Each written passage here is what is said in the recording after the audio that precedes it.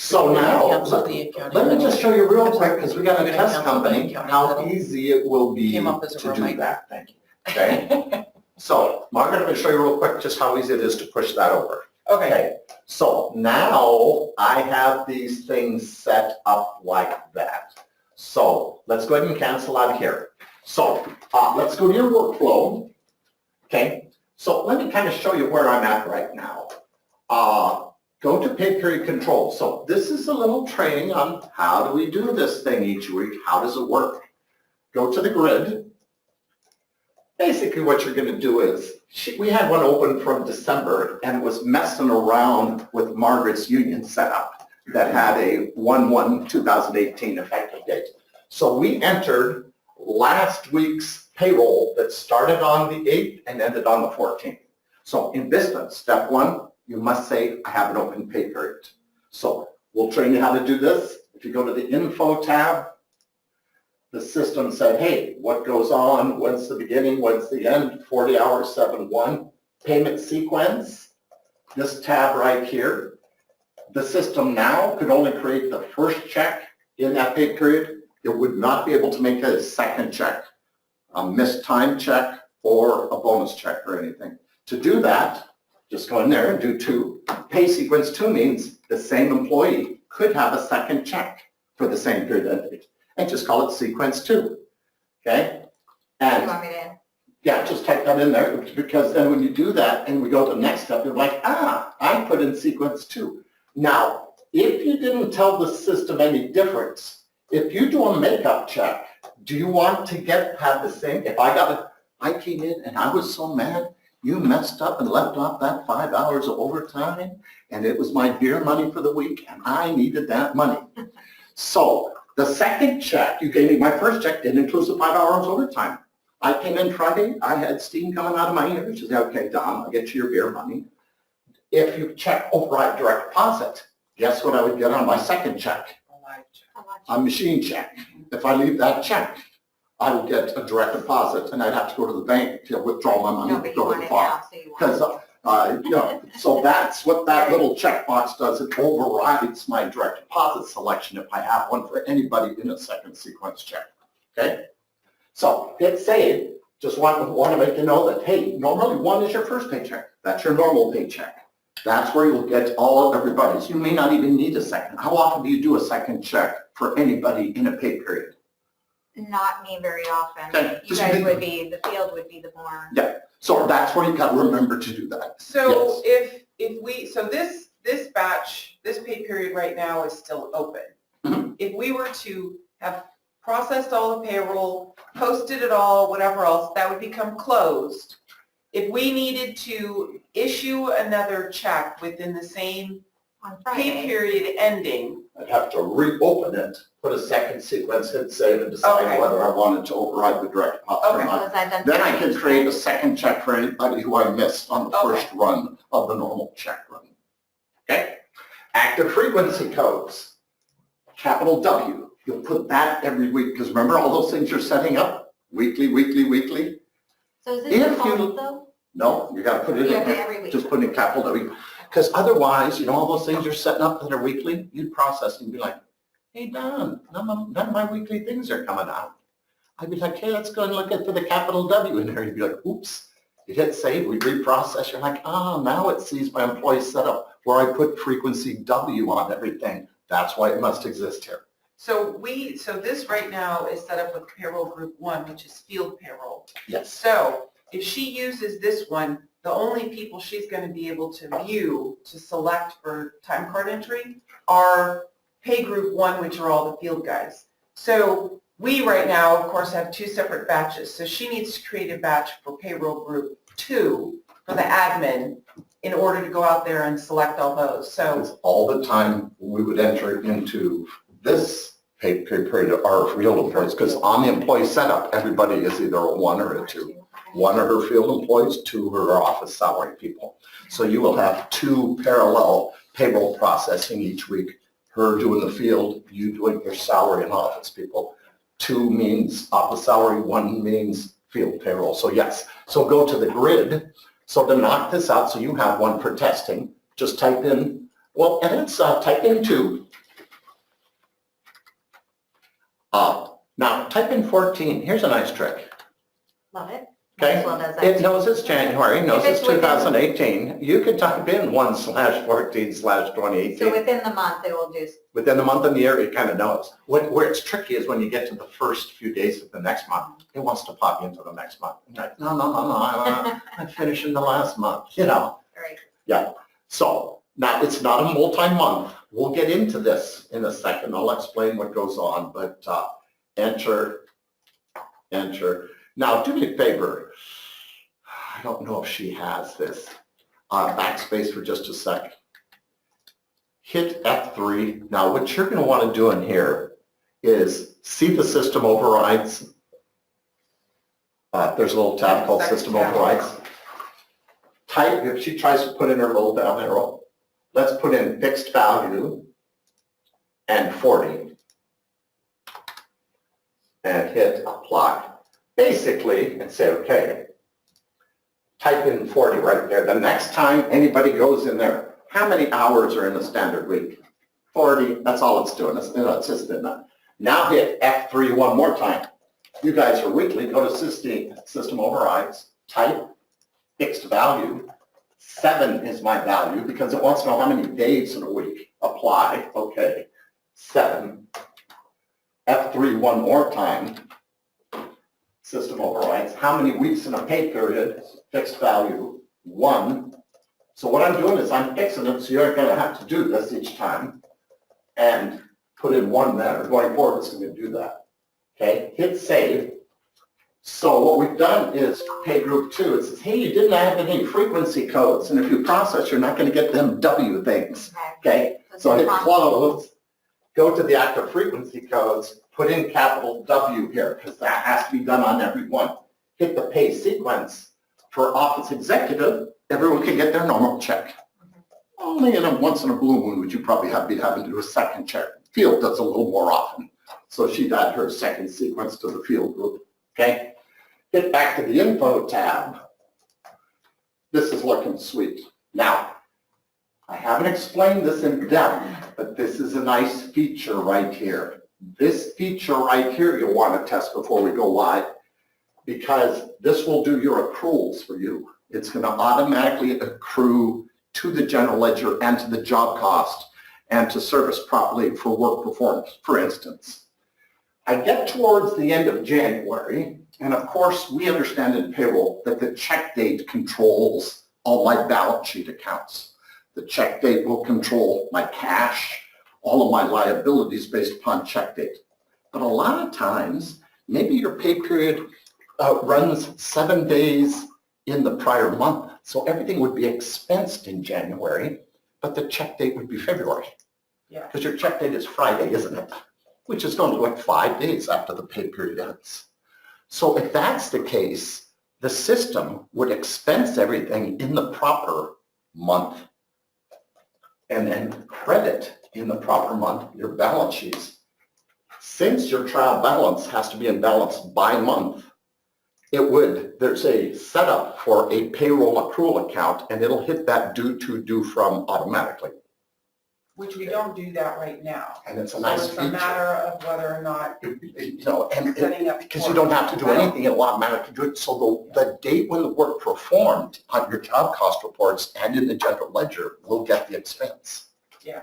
You know, and then so to give you a truer picture on your work reports and your job reports at month end. Yeah. Because, and in one of those situations where, let's say the week is straddling a month. Yes. Monday, Tuesday, Wednesday Yes. was the 29, 30, 31. Then you were 1, 2, 3, 4 with the check date being the 9th. The system is smart enough based upon time card entry date to take the 3 days they performed the work in the prior, and then so it'll actually do that for you, and there's no extra effort. So I just want to make sure that's what that was. This pay period expensed and or paid in more than 1 month. That's that whole accrual thing we just discussed. So this is an example in this pay period that would happen, but it certainly happens quite often, you know, on a bunch of month ends. Okay, so I just want to make sure that you understand that. Okay, so like I said, just training, you're going to test and set up here. So cancel out of here. So let's go to time card entry report. So actually, well, let's stay here for a sec. No, pull this up. Let's talk about this. Okay.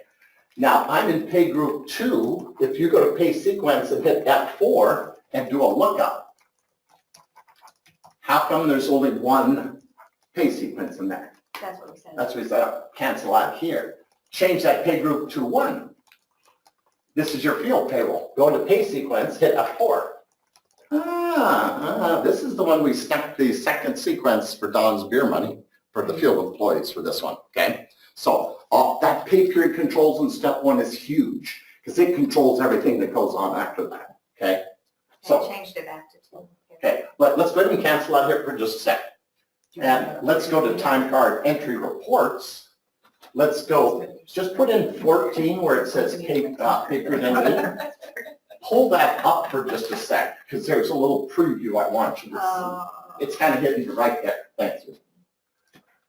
So what's happening here is, here's a guy we were testing yesterday, and if you scroll down, the only reason we were doing this guy is because we were testing some union setup, making sure this guy was good. And there was a bunch of tricks that Mark had to do to make sure he was getting the double time and overtime calculating. Okay. So I got a check for this guy. Okay. So we're going to go ahead and we're going to go to the next step, and we're going to push this over to AP, and I'm going to show you how that works. Okay. So cancel out here. So here's my guinea pig. Cancel out of here. Go to the next report, payroll register, down below. Register. Register right here. Double click. Type in 1 for the pay group, 14 for the period end date, and preview. So the whole goal of yesterday's thing is finally that it took Margaret 20 miles on the treadmill to forget about it. But she had to get, That really did. she I had had to to get, up all my weights just to like totally sweat it all out. so she was making sure that the base rate was up here and that the vacation and the ins and the outs here were happening properly, so she understood her setup. So right now, the system knows the federal withholdings, the FICA, the Medicare. So I'm in here, just giving it the sniff test. My deduction is here, my employer portion is there. My deduction is here, my employer portion is there. My food is in there, so these are the ones we set up to go to AP a second ago, didn't we? Okay, because that's what we want to say, hey, I got some federal stuff. I want to push that over to AP when I process that in payroll. Works the same for one employee as it would for 100, okay? So at this point in time, gross pay is the sum of all this prints on his check stub, minus deductions equals net pay, and these are all my liabilities on the backside. So this is the basis of your check. So when we're verifying people, what are we paying? The time cards are huge, because the time cards create the proper gross pay, and then it processes payroll based upon the employee setup. So these are union guys. This guy doesn't have to have one of those employee-specific ones you're setting up, because this union guy's just got all his union deductions. And then he gets his net pay, and then these are all the things we're going to verify are happening properly on the backside, because those are our liabilities. Okay? Questions so far? So now we want to push this federal stuff over. Okay? So cancel out here. So let's cancel out here. So let's go to employee pay sequence control. So to understand how this works, let's go to the grid view, please. Juanita is asking. Okay, so highlight Stacy contract invoices. and maximize this generated for just a second. last year. Each Okay. for roughly $1,500. The contracts weren't renewed. She's asking if she can book, So post 2 credit numbers back into December. this pay sequence, 1210's left over from testing I mean, I haven't looked at Robert completely. last month. Okay, But this and is I the one haven't we pulled just my looked at. B&O tax either. There's so- right. I'm still Gross reconciling. earnings, so if you Okay. click on the earnings, So it's okay for her to go ahead and do that? those are her, Yeah. the gross Do you want earnings. me to, once she gets Just this tell her done? to email both of us, because you'll have The to important change part the here service is history too. Okay. that other report I looked at didn't give me the basis, the tax basis. This gentleman doesn't have any 401k pre-tax or anything. So And his update total the earnings are this amount. Sales summary. What's his taxable basis for federal withholding stipend by the Tell Social her she is Security? making more work for He both of doesn't us. have We'll any let- cafeteria plans or pre-tax deductions, does he? We want a Because he's a union cupcake. guy. We want a So for cupcake. your guys, when you go in here, you'll be having to make sure not only Yeah, are the toss her a earnings couple correct, cupcakes. but is the taxable basis correct? Because of course the system has to lower it by pre-tax deductions, doesn't it? Okay, so this guy's going here, liabilities is here. Those are the liabilities we're looking at. We had to make sure those calculate, go to direct deposits. We set everybody up as a pre-note. So just so you know, yesterday when we imported everybody's direct deposits, we set them They're all up as a free pre-note. now, right?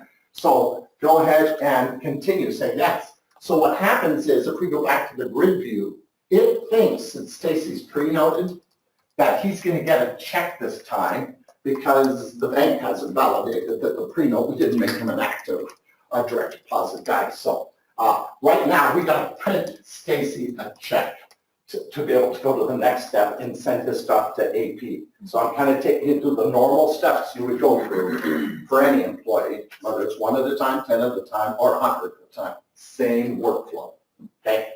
So cancel out here. So now, a few minutes ago, I had you sneak in the EFT or direct deposit, but it's not applicable to Stacy because he's still on a pre-note. So let's go ahead and check print. So one thing we're working on is we gotta order some pre-printed checks, both for AP and payroll. What we're gonna do strategically is when we figure out what our go live date is gonna be, we're gonna kind of have Maxwell checks kind of down to the point where we don't have a huge bonfire to burn them because they will no longer be workable in Vista. They have to have different formatting for the checks for AP and payroll in Vista than Maxwell. We cannot use the same check stock. Okay, so starting on a certain check number in Vista, we'll order those AP checks and payroll checks going forward. So for field payroll, pay date, it was the 14th, is payday tomorrow, the 19th. So enter, 19 would be the pay date. I'm using the payroll account and I'm starting, and this is where we'll start on the check number of those pre-printed check stocks. So right now it thinks 8's the next check number, but when I have pre-printed check stocks, I'll pull them out of the box and I will be verifying the check number that I'm putting in the printer as I load those into it, okay? But for now, it'll think it's printing check number 8. So hit print. System wants to go out. Let's print to file. I don't have to print to a printer. Say okay. And let's go ahead and save. Now, if you want to, let's just go ahead and say, are we on the, do you want to put this on your desktop? I just kind of like to show you what it looks like. This PC desktop would be fine. We can get rid of this too in a sec. Say open. Save. Okay, so let's close out here. Cancel. Let's go to Windows Explorer down here. Yeah, search Windows, that one right there. Click. And where's my desktop?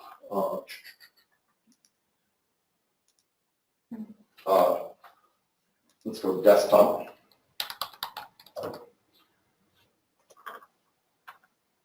I don't want to go remote desktop. Oh, there it is. Okay, there's that little thing that just printed. Okay. Here's Bluebeam scale. Okay. Now this is what, oops, Margaret's gone. She was asking yesterday, hey Don, on the check stubs, are the descriptions going to be truncated and messing with my program when they print on the check stubs? So this is all that information. This is the period to date and the year to date earnings, et cetera, et cetera. There's all the deductions sitting in here. So this is check number 8 for Stacy that we saw on that other check register. So we scroll down. This is the check stub. Scroll down a little So bit. I can look at it. Yeah, it's a 2-part stub. There's perforation. You'll have, since they're pre-printed, they'll have the bank account and routing number, Micker font here, signature lines, your logo and stuff, perforation. There's a perforation here because this is a tri-folding check, 2-part stub, 1-part face. in a trifold. So that's what you'll be ordering in your pre-printed check stock. Okay? So right now we have the perforated 3 parts, but we have a check stub, check stub. So we tear off the check stub and we actually have that on file. Yeah, we This is were gonna be- automatically this is gonna be saving different. an electronic copy of this thing. So we won't be having So that we'll have an hard copy. electronic copy of Because this. Yep, yeah. Yeah. The Okay. license will be on white paper, hopefully. Okay. So cancel out of here, please. If you want to delete that off the desktop, just so this guy's money ain't sitting out there, we could certainly do that. But I just want to show you what was kind of coming out of the system, you know, and what will when we order those checks. Yeah. Okay, so now let's go ahead and cancel out of here. Behind the scenes, go to Vista. Oh, main menu. Hit that employee pay sequence controls. The reason I want you to go in here, this is a beautiful place to be in all the time, because in the grid view, notice now, before, it didn't have a Now it has CM this. paid date or anything. Now it knows the dude's paid. Because it's got to know, hey, what's going on with this guy's check? Well, 2 minutes ago, he wasn't paid because we hadn't issued him a check yet. But now the system believes So once you he's paid. print that check, it's posted. It's not posted. It's not posted. It's It's just printed. showing the information here, but That's it's correct. not posted. Yep, Okay. and we're going to the next step. Yep, good call. Okay, so now if this was EFT, the payment would be EFT, and there would be an EFT system and a pay date for EFT. So this will be a log by pay group.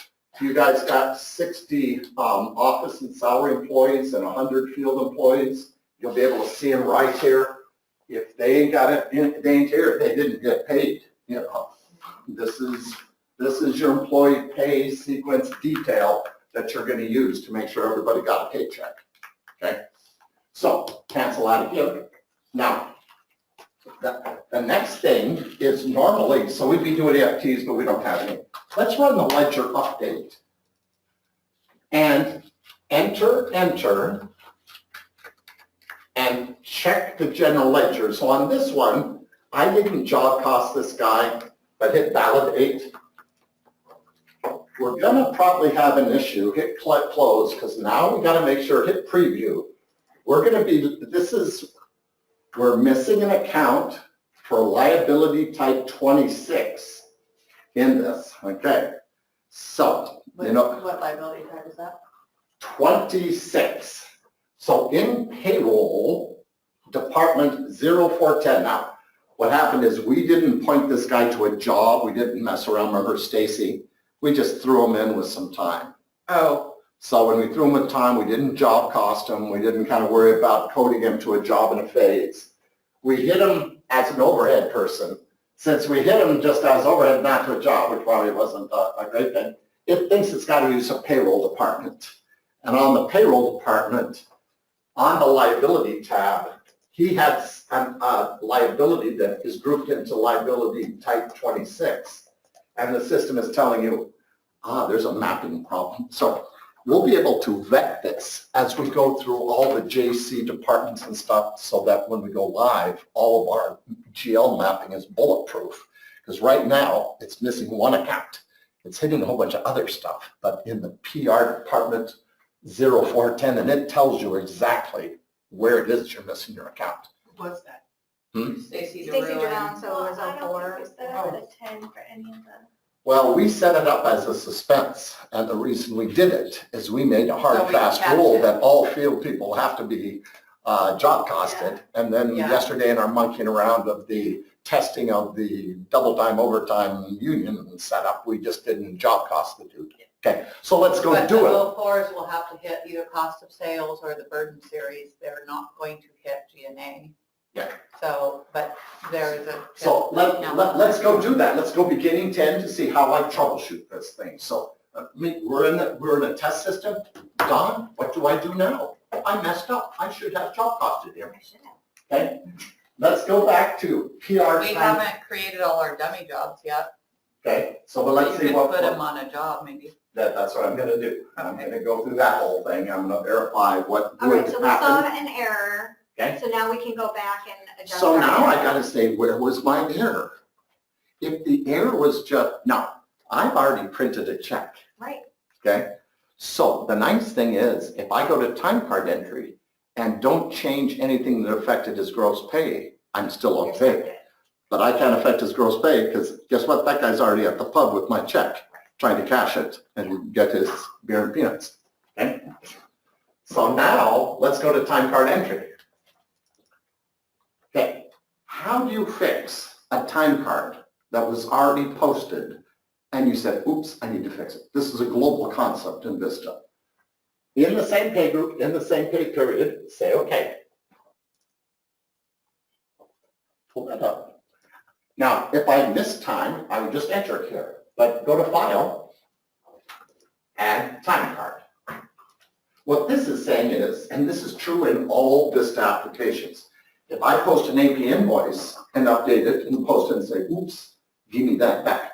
I want to fix something and repost it. You're going to do the same thing in AP invoice entry as we're doing in PR time card entry. This is a global concept in Vista, just not applicable to time cards. Once you've posted a batch, you're like, give me that back. And I want to repost, and the system will give you an audit trail in a new batch. You're not going into that previous batch and changing it. You're creating an adjustment batch that adjusts the previously posted entries is the audit trail in your system. Okay, so here's the trick. This guy's, can you remember his last name? They're wrong. So type in the first few words or letters and then type enter. So you don't have to know its number, do you? If you can type up in enough information to grab them. Now, if I want to bring over all of his time cards, there's one little checkbox that's pretty powerful. Exclude his time cards if the employee is paid. We already paid this dude. So I got to uncheck this because I do not want to exclude Stacy because I want to pull him in. Add him to the batch. Found 7 entries. You got anything more you need to fix? Nah. No. Okay. So this is what I was telling you. Now I can change. If you scroll to the right, the gross earnings that the guy had over here, we were testing him. Remember, 1 is straight time, 2 is overtime, 3 is double time. We wanted to give him a lot of variables so we test and see how his union setup was behaving and stuff. But if we scroll over to the left here, we didn't put in a job and phase. That's why the system is trying to hit the payroll, is because we didn't job cost him. Click into there. F4. Okay, now I'm kind of curious. Do you have job set up? In job cost, JC, job master. So what you're looking at here, you know how in Maxwell, if people get a new job and you get a time card and that job isn't set up, what do you got to tell somebody? Set it up. Hey, Eva. the time card beat the job into the office, man. This ain't going to work very good because the job must exist. So the time cards and the job must be set up with the department so it knows how to map and a bunch of stuff like that. So would somebody kind of look to see if this HVAC project has a department that's ready for prime time? Because I would like to pick on Where, so you want me to be in? job cost programs, JC Job Master. Okay, I'm in there. And then, So the HVAC is set up as an 0110, is that what you're looking at, department here? let's pull that to the side, please, and then go to JC Department Master, and let's take a peekaboo at 0110. So what we're telling them in Department 0110 is out, it's second from the top. That's 00. 010. Oh. Jesus, where's my filter bar when I need it? Go to cost types. Labor's can go to the top, go to the liability types tab. 26 is in here for union benefits. So it'll know where to go on the JC Oh, okay. department, okay? So, okay, so let's grab HVAC because we know where it wants to post now.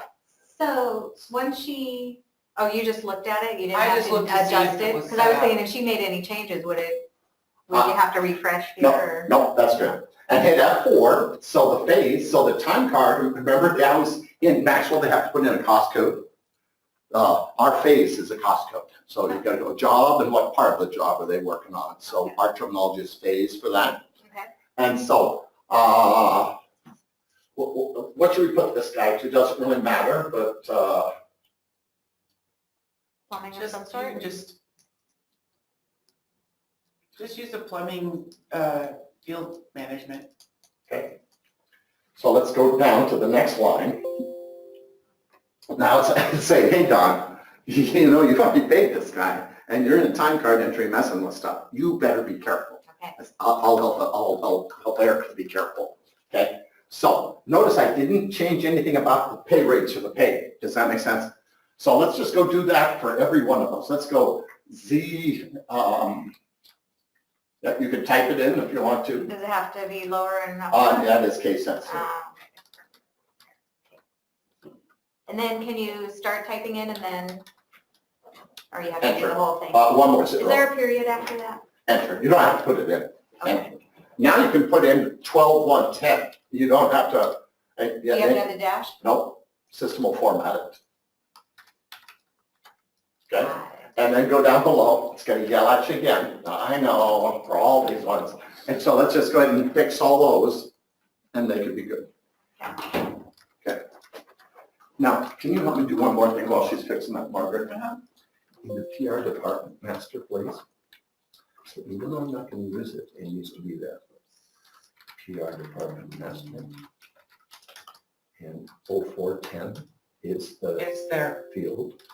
So grab that, huh? Yeah. Info? Liability types, Oh, we need to add 26. 26, and point them to suspense. 9999, because these guys are field people. I want to always have a job, either a direct or indirect job, and then have it in there. Okay. Okay. Okay.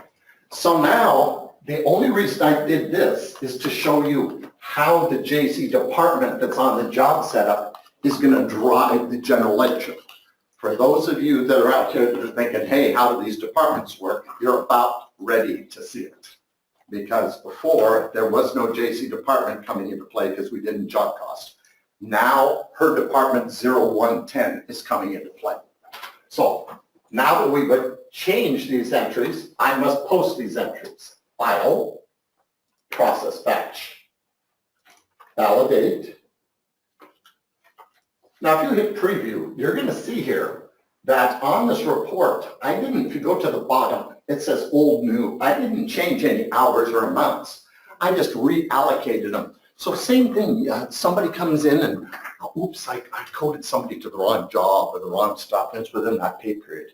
Man, you told me when I entered it and I posted it, it was hitting that one. I would just pull it back in, reallocate it. Does that make sense? Because that's really what you did. Can you You do brought that? in time card entries and you fixed them. So can you do that, so if you're not in the same pay period, but you're in the same month, can you go back? I mean, is it better to go back and can you fix it doing that through the payroll function for a previous pay period still in the same month? Or better to go through and do it as a job cost transfer? Or like Either we way. do a subtract in, Well, that negative would be in the positive. same- in the pay period. You can do a negative Payroll positive. Adjustment. If I do it in a previous pay